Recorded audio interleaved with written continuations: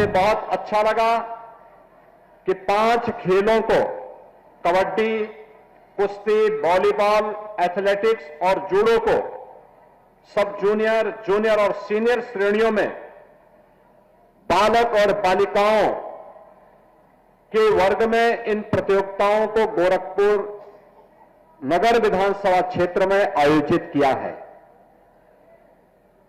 इस पूरी प्रतियोगिता में प्रत्यक्ष रूप से 1000 खिलाड़ी और अप्रत्यक्ष रूप से 10,000 से अधिक खिलाड़ियों ने प्रतिभाग करके इस आयोजन को एक नई ऊंचाई देने का काम किया है।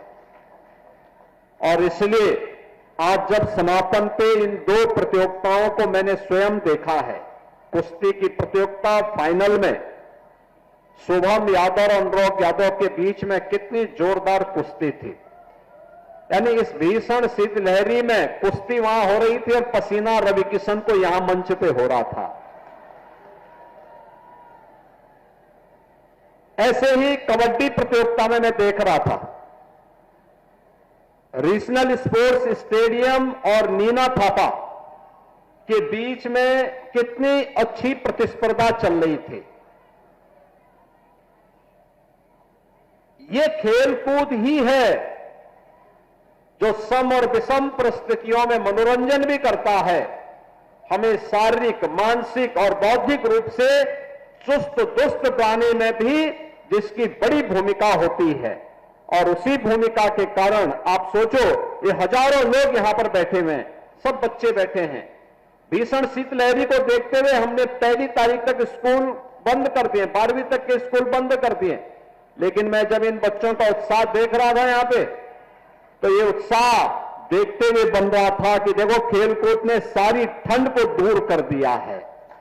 आप बताओ, सामान्य रूप से अगर ठंडी होती और हम रवि किशन से कहते कि गोरखपुर में कहीं निकलना है कार्यक्रम में, जाते क्या हो घर से बाहर? नहीं निकलते। संजय निषाद भी नहीं निकलते। और तो दोनों की जोड़ी आज मिल गई, कहीं खाने पे मिले होंगे तो वहीं से दोनों साथ साथ चले आए। लेकिन यहां आकर के उनकी ठंड भी आपके खेल प्रतियोगिता को देख करके गायब हो गई और मुझे बहुत अच्छा लगा।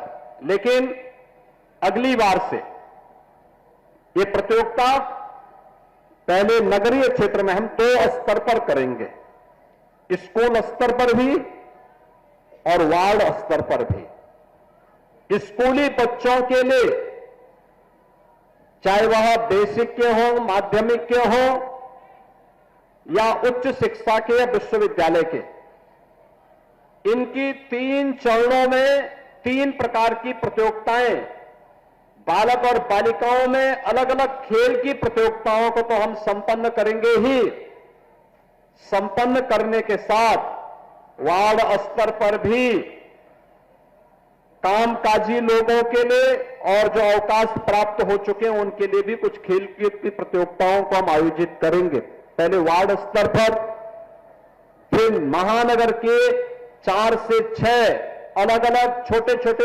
उपनगर बना करके उस स्तर पर, और फिर महानगर स्तर पर इस पूरी प्रतियोगिता को हम आयोजित करेंगे।